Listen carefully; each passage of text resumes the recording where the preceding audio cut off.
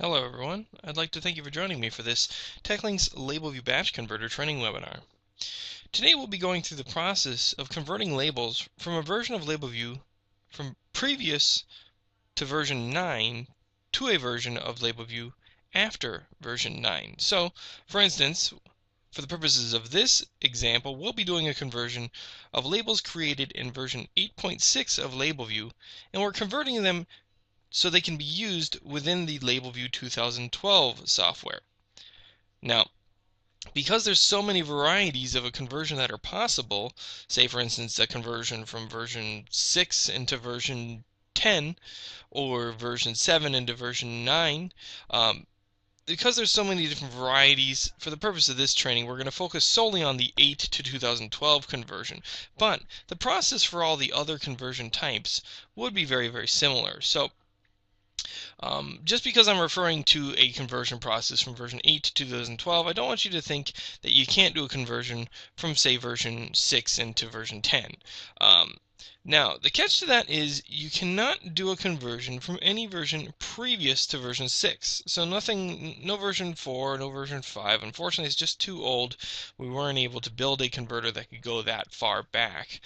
If you do have labels from that old of a software, well, the best suggestion that we can make is to actually recreate the labels manually in the new version of the software. If you need assistance with that, Teklynx does offer a service with that, service for that, but it is unfortunately a charged service. So you just want to give a call to our customer service department to see about looking into assistance with that conversion. Alternatively, we have seen some success with taking labels and saving them, doing a save as in, say, a version 8.6 software. So if you have a version 5 or version 4 label, open it, install the demo of version 8.6, open it, and do a save as of that label in 8.6. That will essentially take that version 5 label and turn it into an 8.6 label.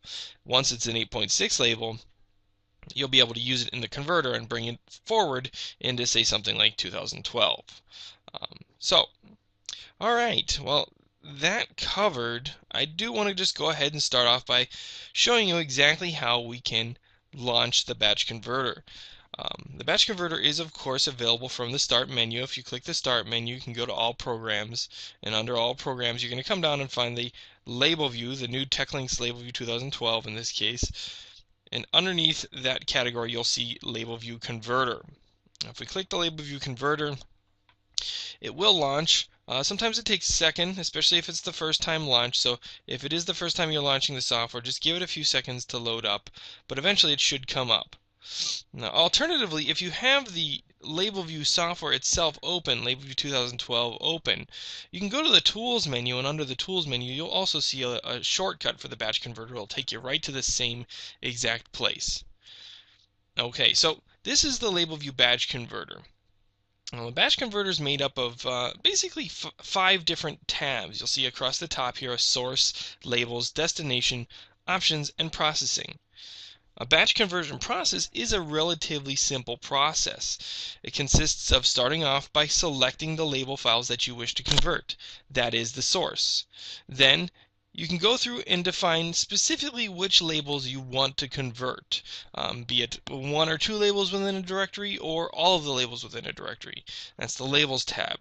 The Destination tab is saying, hey, where do I want the new labels to be created?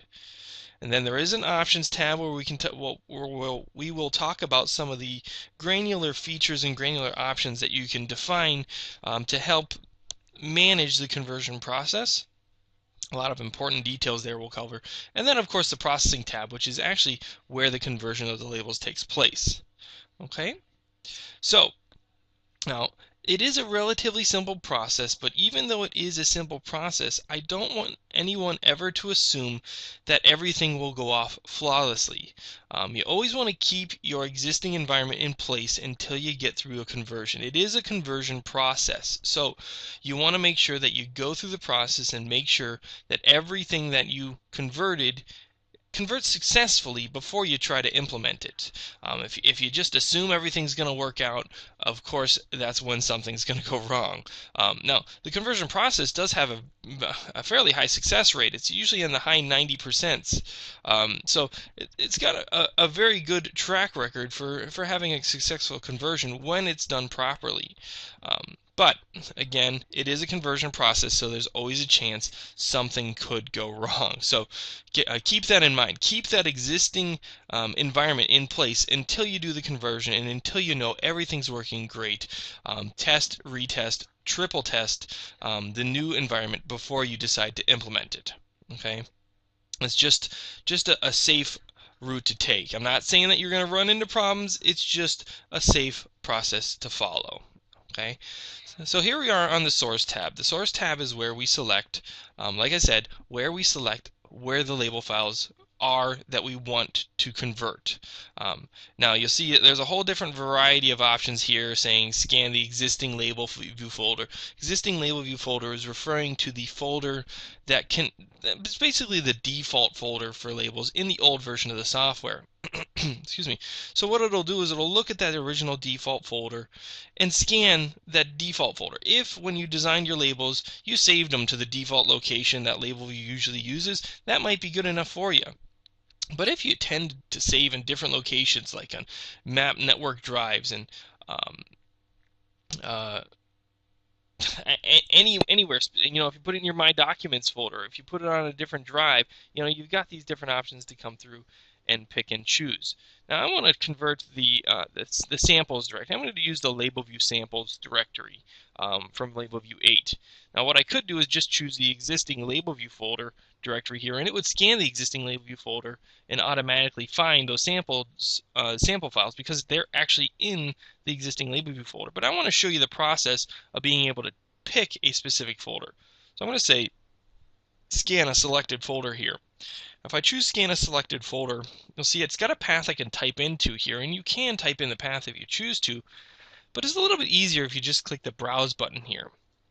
Browse button will bring up a browse for folder directory, and within here you can kind of browse through and find the directory that you want to look in. So I'm going to go to users, public documents, Teklynx. So I want TKI. Labelview, the old Labelview folder, and then we've got our samples directory right there. Okay. Now there's a bunch of subfolders in here, but you know what? I want to look at everything within the samples folder. So I'm not going to come in here and pick a subfolder. I'm just going to choose the main samples folder. Okay. If I hit OK, you can see it automatically populates that path in there for me. All right. Again, a whole bunch of different options in here that you could use if you wanted to. But if you know where your labels are located, you can just choose to scan a specific folder and browse to exactly where that folder is located. Now, to move forward, we could either choose the Labels tab up here or click the Files to Convert button down in the bottom right-hand corner. Both will take you to the same location. Okay, so if I hit the Files to Convert button, you'll see here it does a quick scan, and it looked in that specific folder. You can see the subdirectories. It drilled down to the samples directory, and then it's finding all of the files within that samples directory. Okay, so you can see up here it says it found a total of 57 labels. Now this is kind of a good point, a good spot to point out that you may have hundreds and hundreds of labels. The first time you go through a batch conversion, it's usually a good idea to just try and convert a few labels. You want to kind of feel out the conversion and make sure that you get all the settings ironed out and everything's looking correct before you go through and you try to convert everything all at once.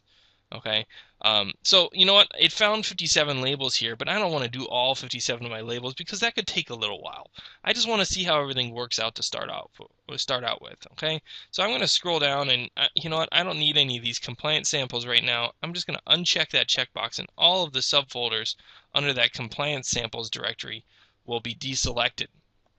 Okay, so now I'm down to, well, it looks like maybe a dozen labels or so.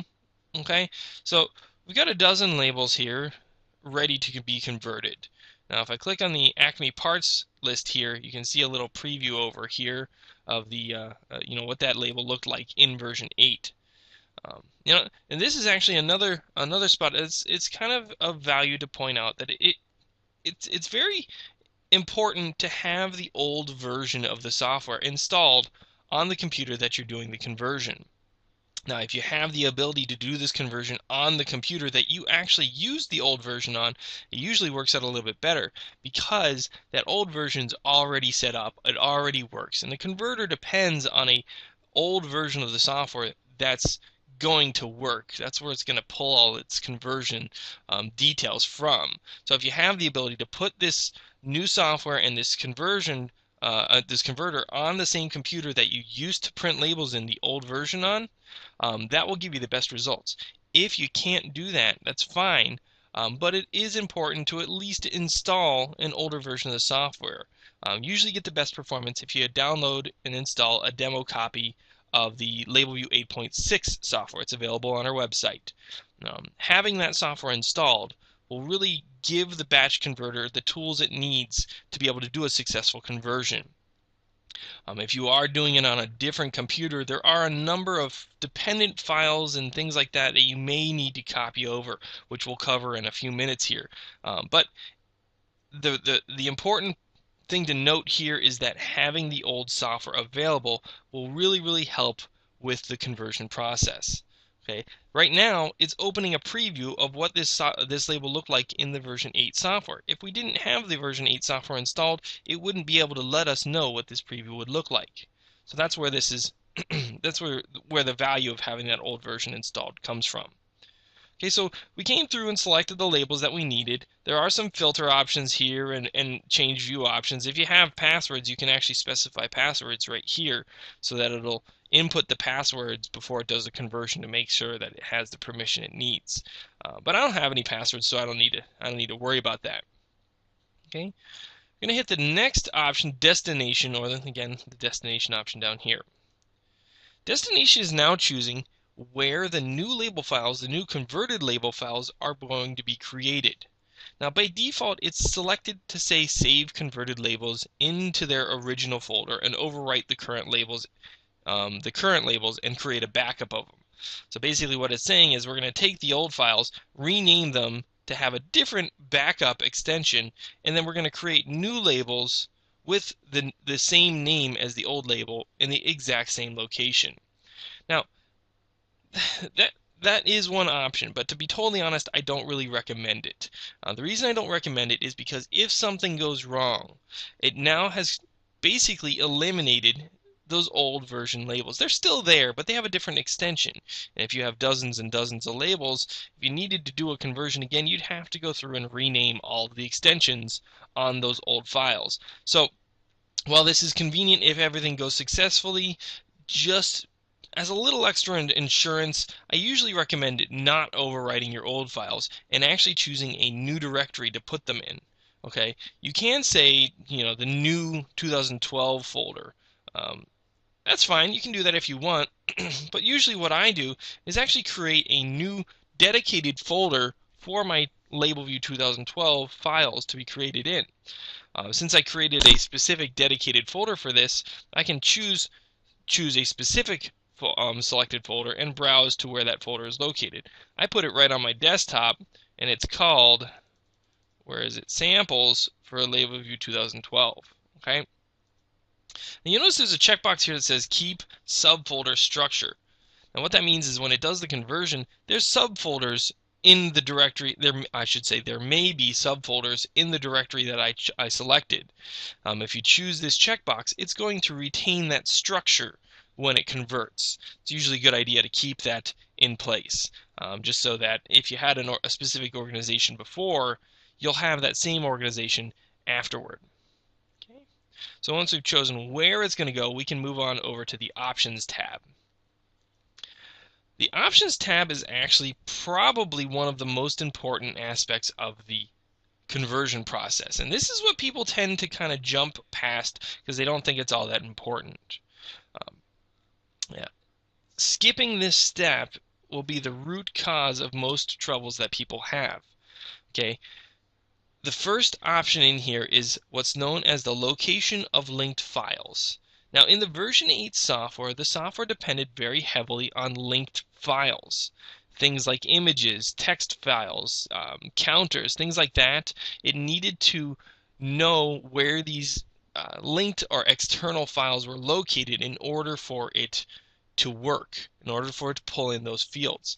Now, because the old software depended on it, the batch converter has to depend on it as well. So if you had pictures that were saved in external locations, the batch converter needs to know where that external location is so that it can convert it into the new software. That's what this location of linked files is.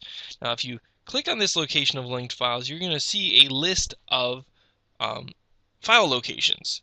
Now, if you were familiar with Labelview 8 or previous, if you went to options and directories in Labelview 8, you would see a list of default folders, default directories.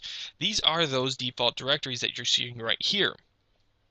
Now this comes back to if you have the ability to do it on the computer that you originally produced labels on, it will really help out because you have this reset all button up here.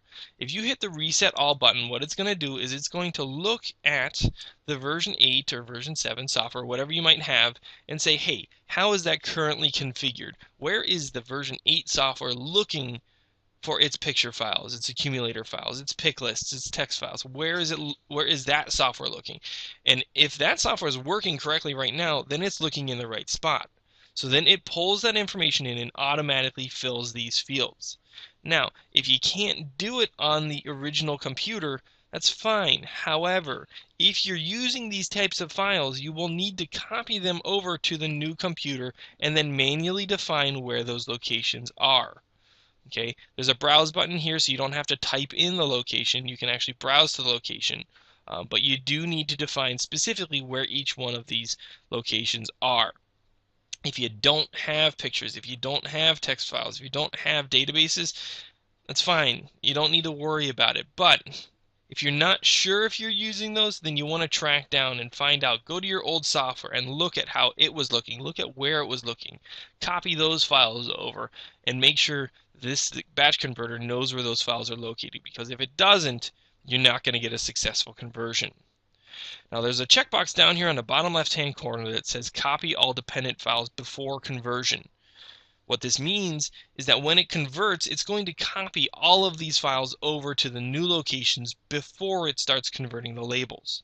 Why would that be important? Well, you might have something like a database, and in the database defines which picture to use. So the database could be defining a whole array of different pictures. But the actual label file itself doesn't say this picture or that picture. It just says, look at the database will tell it. So if you don't copy all the dependent files, the label won't know to tell it to copy over all those pictures because it doesn't have a direct link to those pictures. It has a link to the database, and the database is linked to the pictures. So this is kind of a nitty-gritty kind of thing where you may or may not need to do it, but usually it's not a bad idea to say copy all the dependent files before conversion. The only downside is because it copies all those files over, it can take a little bit longer. Now I know for example that I don't necessarily need this stuff right now. I don't need everything to copy first, so I'm going to uncheck it for my conversion just to make things move along a little bit quicker. But if your time isn't a factor for you, if it's okay that you can spend a little extra time, and we're not talking hours, we're talking a few extra minutes, go ahead and leave that checked just to be safe. Okay, so these are the linked files in the old software, where the old software was looking. Now we're going to hit back. We're going to see new location of linked files. Now, in the new version of the new software doesn't depend so heavily on these external file locations. Okay, pictures can now be embedded in the label. Paragraph fields can be part of the label. It doesn't depend on these files to be held externally in some specific location. However, if you want it to, there are specific locations like images, queries, describers, data files. These are the locations in the new software. So if you do a conversion and you specifically tell it, hey, I wanted to convert in a manner that's going to keep this as an external file, this is where it's going to put those files. Again, you want these files to match, or I'm sorry, these paths to match whatever the definition is in the new version of Labelview. There is a reset all button here that does the exact same thing that the location of linked files, the old location of linked files, does. It looks at the new version of the software and automatically pulls those paths over.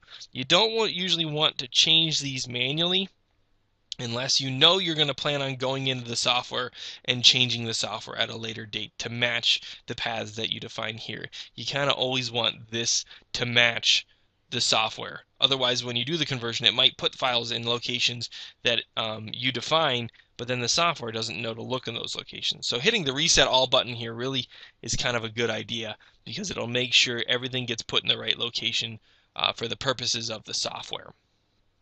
Okay, so those two aspects are actually very important. This first one, really, really important. Now, moving down here, we do have a miscellaneous options. Miscellaneous options is kind of a, I guess, a catch-all for any kind of little options features here and there that you may want to select. Okay, really, as a rule, I don't recommend coming in here and playing around with this too much. Okay, there are for the purposes of an accurate conversion, it starts off with the checkboxes checked to define it, to define a conversion that's going to be as accurate as possible to the original label design. So it'll look as similarly as possible to what it did in the old software when it's converted into the new software. The only possible variant that I sometimes deselect is this first checkbox. It says convert paragraph with fixed data source, but with exactly the same line breaks as Labelview 8 in earlier versions. This means in version 8, paragraph fields, paragraphs of information on a label were stored in an external file. Okay, and that's where those location of linked files come into play. Okay, it's stored in this external file, and when it does the conversion, what checking this checkbox is going to do is it's going to take it out of that file and put it in the label and make it have the same line breaks as it did in the original version of the software. I'm sorry, in the original version of the label. Okay, sometimes that's good, sometimes that's bad. Where it's bad is if people depend on the fact that it's stored in an external file. A lot of people depend on keeping that information in an external file because they'll have an ingredients list, and that ingredients list is used in 50 labels. If they need to change the ingredients, they change it in one file and it changes all 50 of their labels at once.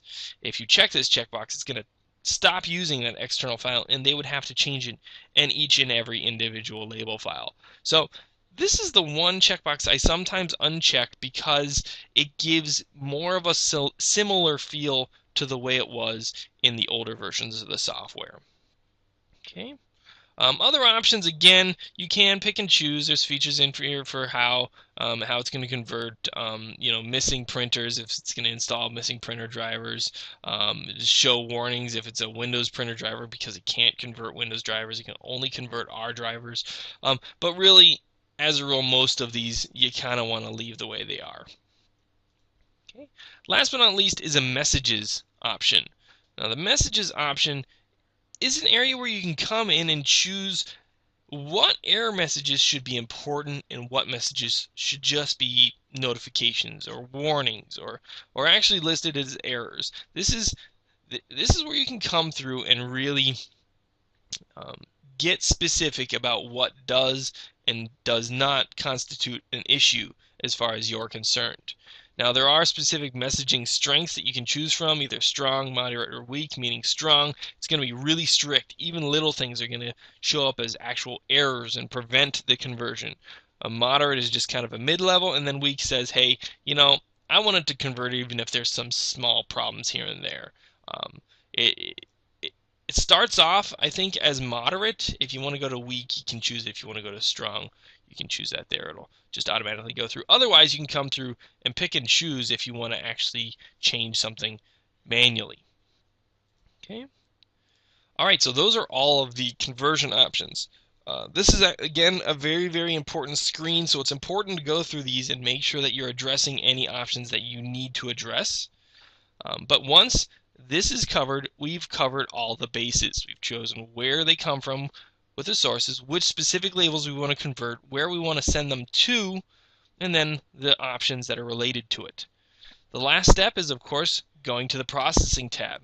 Going to the Processing tab is actually going to start the conversion. And this can take a few seconds, sometimes 30 seconds or more, depending on the complexity of the label for each label. You can see it's ticking through and going through each label here, and actually most of them are converting successfully, so that's a good thing. See if anything comes up. Okay, there's a warning. Okay, a warning is just an issue saying, hey, there's something different, something you might want to check. It's not necessarily a problem. It didn't come across something that said, okay, we shouldn't convert this label, but it's something that, hey, you should know about and we're going to tell you about. Errors would be a little red exclamation point. You can see up here, little red circle with an exclamation point in it. I don't have any. If it's an error, it doesn't actually convert. It stops the conversion of that label. Okay. If you want to see how everything converted, you can expand it and it'll tell you everything about the conversion.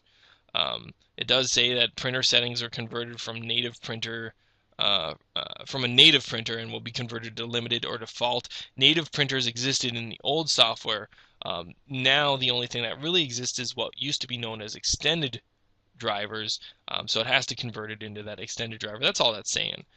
Now, the warning here, let's see here, the nutrition, okay, most everything converted okay. It looks like there's just one thing, paragraph field, that's giving a warning. It's saying font size may be different, paragraph converted with changes. Now, it doesn't actually tell us what's different. It's just saying, hey, we noticed that there's a difference in the paragraph field, so you're going to want to look at it and make sure everything's okay. Okay, so, well, that's a good thing. I mean, everything seemed to go pretty smoothly. We got a couple warnings, so we're going to want to take a look at them, but everything converted successfully. All right, from here, we're going to want to go ahead and select the first label on the list and click the button down here that says Preview and Approve Labels. Now, when we do this, up comes a window that gives us a side-by-side comparison of the two labels. Okay. Now, you might ask, okay, why do we have to approve labels? Well, because there's a chance that a label could have changed in appearance. And because the appearance of a label for some industries is very, very important, we need to basically notify all conversion anyone who's doing a conversion that there's this possibility there could be a difference, and you need to look at it and acknowledge that it looks okay for you and that it can be printed. Otherwise, if it was different and we didn't say something and a label got sent out that was incorrect, we would be responsible. So there's a requirement that you have to say, I looked at this label and it looks good. Now, this comparison window right here is the quickest way to do that. So if you've got a lot of labels, you're going to want to do it from here.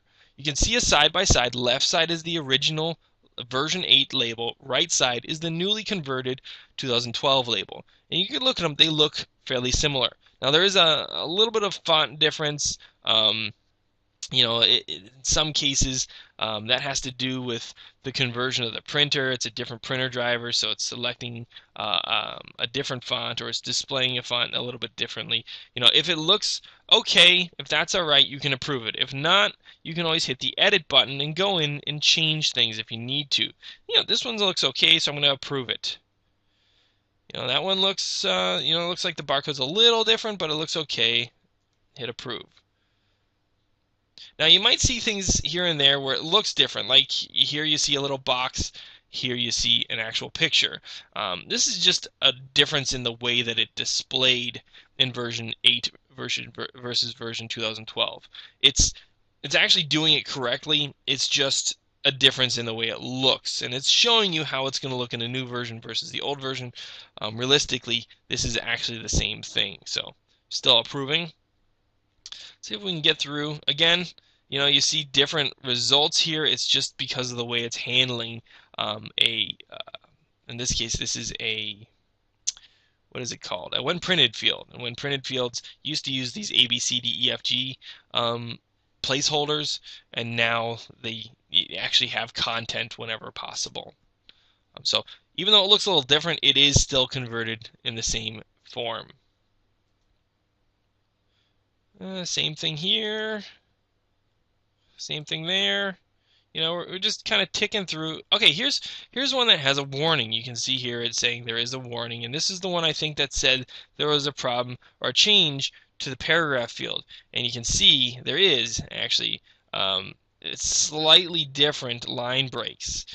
You know, this is kind of what we mean by, you know, a warning isn't necessarily a problem. It's just kind of a notification.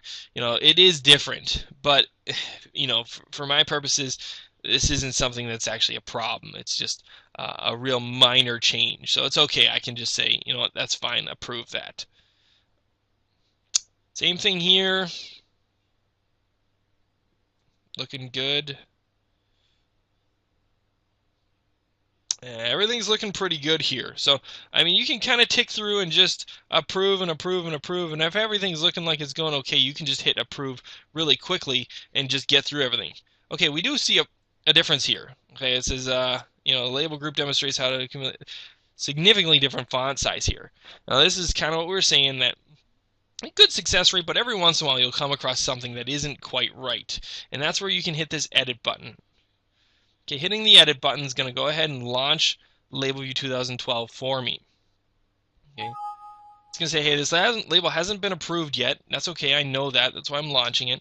All right, I need to change this font. Okay, it looks like that it's using a fit to frame feature here. So I'm going to turn off fit to frame. And then I'm also going to turn my font down to say like a size 8. All right, made the changes I needed. Go ahead and close it. Say, are you sure you want to? Yep, I want to save it. It's going to reconvert it right away, and there we go. We look good. Again, we can just say, go ahead and approve that. And there we go. We're back to the beginning.